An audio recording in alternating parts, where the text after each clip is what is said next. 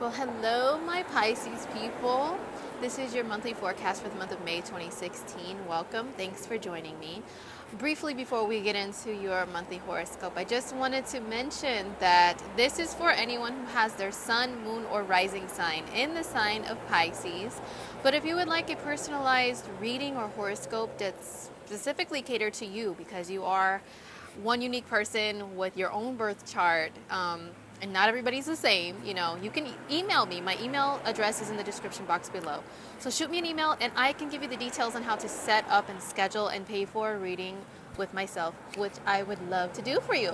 All right, now let's get into your monthly forecast. So Pisces, this month, the biggest focus for you is going to be on communication and learning some new skills and your day-to-day little errands that you run, okay? And also, family is going to become a focus more towards the end of the month, as well as career. All right, well, let me explain in detail how your month is going to go. So your third house of communication is activated highly in the month of May, Pisces. This is because your third house is the sign of Taurus. And in the sign of Taurus this month, we have the sun, which is there until the 20th. We have a new moon on the 6th. We have Venus there until the 24th. Then we have Mercury there the whole entire month. Now, Mercury is retrograde for the majority of the month. It will go out of retrograde and back into its forward motion, or at least trying to do so after the 22nd of May. But it'll be in its shadow period, which means it's still not completely in its forward motion orbit. It'll be in that period of time until about the first or second week of June. So what does all this mean for my Pisces people? Well, the sun, first of all, is like a big spotlight, right? It's like a big flashlight up there, lighting everything up in your life. So it's making things more clear and lit up to where you can see them and put a bigger focus on them. And for you, this is communication. This is also learning a new skill. This is, just how you communicate with people day to day and little errands that you run. So you may be very, very busy. You're going to have an active mind for sure, especially because Mercury, the planet of communication, is there in your third house. Mercury is going to, because it's retrograde, it's going to bring a lot of memories back to you. As far as learning new skills, there can be a skill that maybe you wanted to learn before in the past and you didn't get a great opportunity to, or maybe it was difficult to learn or something. You're going to have an opportunity to relearn it if that's something that applies to you. So an opportunity to relearn a new skill. This can be any type of skill, a skill of the hands, a skill that has to do with communication or what have you. But because Mercury is retrograde, Mercury rules the mind, the third house rules the mind, and Mercury and the third house also rule any type of tools that you use for communication. That can mean your own speaking voice. That can mean your hands. That can mean also phones, tablets, computers, anything that you use to communicate with other people. So just, of course, the average Mercury retrograde warnings, those things can go a little haywire for my Piscean people.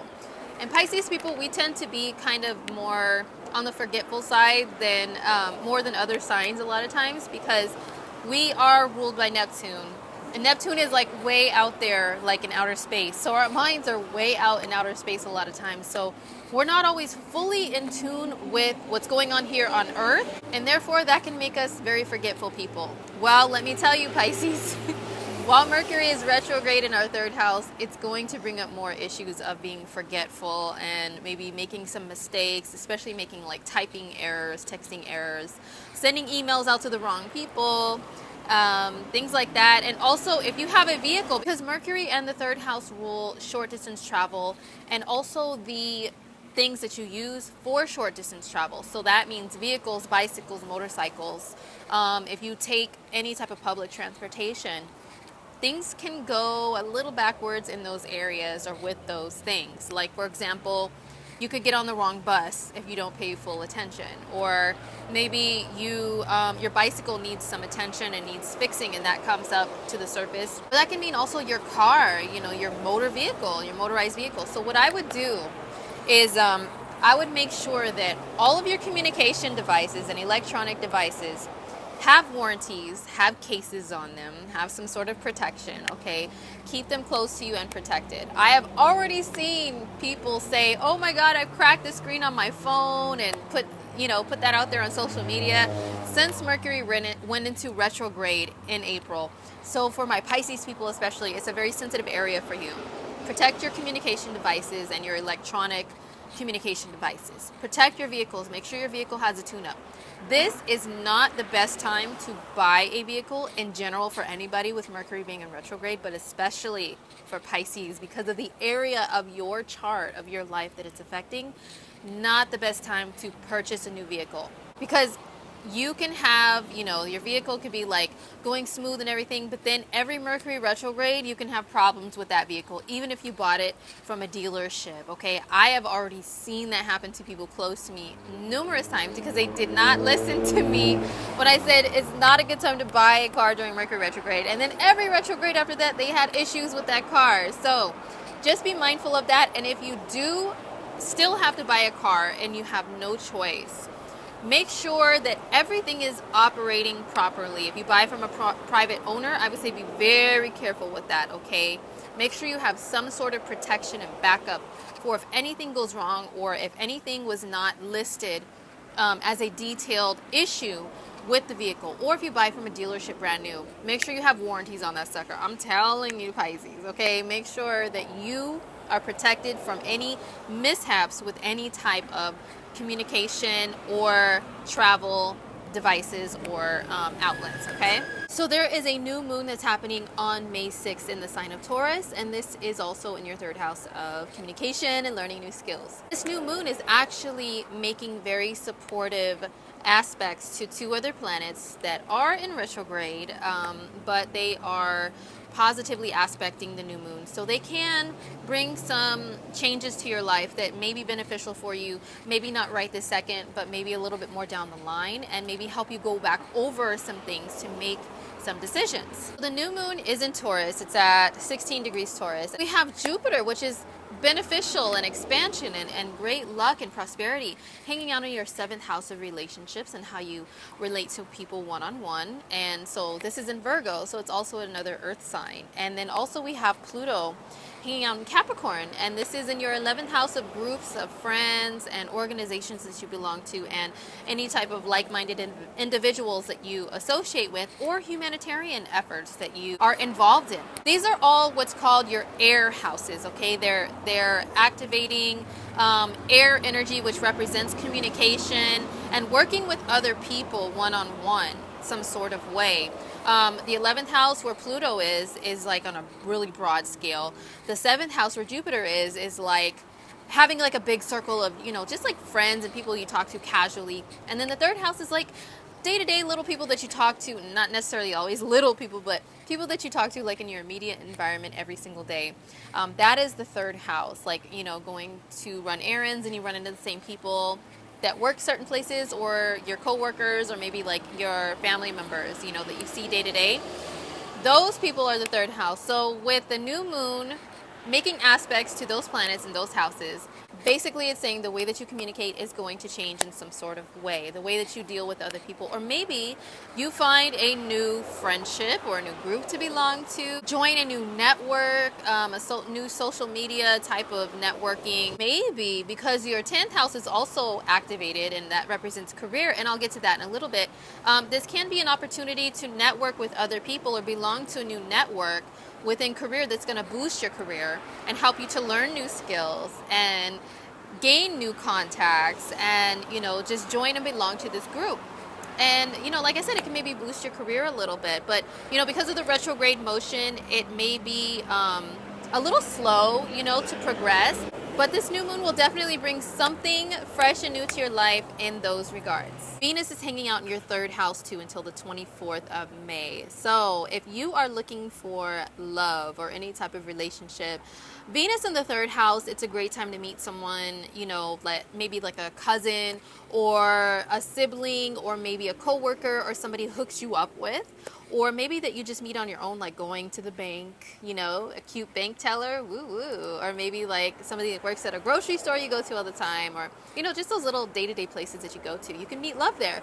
Or it can be that if you are in a relationship already, you want more variety there. You want some more, something fresh and new that you guys can enjoy together.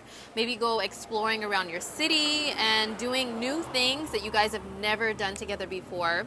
Or also, if you're single, maybe you want to date a few different people and have some variety in your dating world. Or if you're single, maybe you just feel like dating a few different people and having some variety within your dating world, and maybe talking to one person on one day, going on a date with another person the next day, and then, maybe next week try out a different person.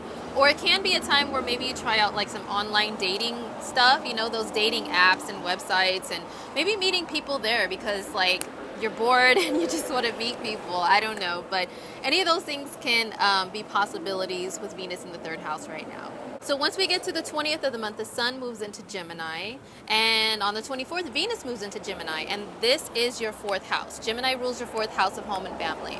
So what this can mean is if any of my Pisces are looking to move or have any type of change within your home itself or your family life, this is the time to do so, and there's positive energies supporting you to do that. So moving, renovating, redecorating, maybe addressing some issues within your family, and finally getting them to the point where they're not an issue anymore and you guys can move on and be happy, and get along with each other. So it's a great time to get in contact with family members, especially females, because it is Venus energy that's involved there.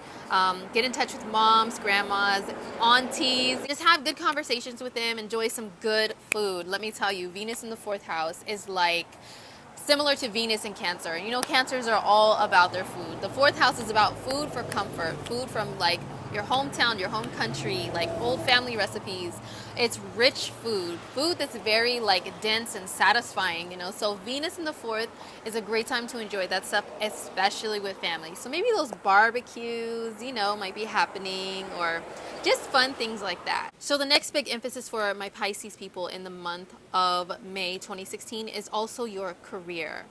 Now, there are a few planetary activities going on that are highlighting that. We have Mars in Sagittarius, retrograde, Saturn in Sagittarius retrograde, and also a full moon in Sagittarius on the 21st of May. And so Sagittarius rules your career house, right? With Mars and Saturn there, they are two energies that call you to work very hard, Pisces, okay? Because Mars is the planet of action and how you take initiative and action in life, right? And then Saturn is the planet of hard work, like doing things step by step and by the book until they are completely done and done correctly. Because also Saturn, he's like that old teacher or like a drill sergeant or like an older authority figure that is watching over you. Make sure you do everything step by step. And if you don't do it correctly, they're going to make you go back over it again. Do it step by step again until you get it right. So while Saturn's retrograde, it's like he's giving you an exam and a test in whatever area of life he's traveling through. So for you, this is career. So Pisces, are you serious about your career? Are you really making the efforts that you can make to the fullest of your abilities to gain this career or this social status? Now, social status can also mean a relationship status. Some of my Pisces might be working on marriage because Jupiter is in your seventh house of relationships, because your opposite sign is Virgo, and that's where Jupiter is going to be until the fall of this year. Mars is going to be retrograde in your 10th house until the 26th of May, and then it's going to go back into Scorpio, which is your 9th house of like higher education and things like that. So with all this being said, and then the full moon is going to be on the 21st at 1 degree Sagittarius. The full moon brings things to a close or to a final decision in whatever area it highlights for you. So, a few scenarios. I mean, you can be working hard towards a career, but because of the retrograde motion, it's like kind of slowing things down and, like I said, making you go back over things, making you correct any mistakes. With you having Mercury retrograde at the same time in your third house of skills and the mind, there can be some mistakes that you've made gone back, brought to the surface to go back over again and relearn some things. That way you can still advance in your career, Pisces. So don't be like, woe is me, why me? And take it as, this Saturn figure, somebody in your life who's representing Saturn, whether that be a boss or a professor, a teacher, maybe like a husband or a father, some sort of authority figure. If they're coming down on you during this time, it's not just to pick on you, Pisces. It's because they want to help you to learn things, to get it right, so that you can be successful in whatever area of life you want to be successful. And like I said, for mainly a lot of Pisces right now, it's in career and your social status. So maybe you have that to work on. And like I said, maybe you have a marriage to work on. So just hang tight, because the challenges are going to come, but this too shall pass. And if you just put your head down and march like a good soldier, Pisces, and just relearn and learn things, step by step, you will be successful and happy moving forward. So as I mentioned, Mars is going to go back into Scorpio. That's your 9th house. So maybe a lot of Pisces are working on this career, but they find that, there's still some classes that I need to take in order to enhance my career, or, the social status I'm going for. So social status and career, it can mean like a degree or maybe like a title that you're trying to earn as a professional in some sort of way.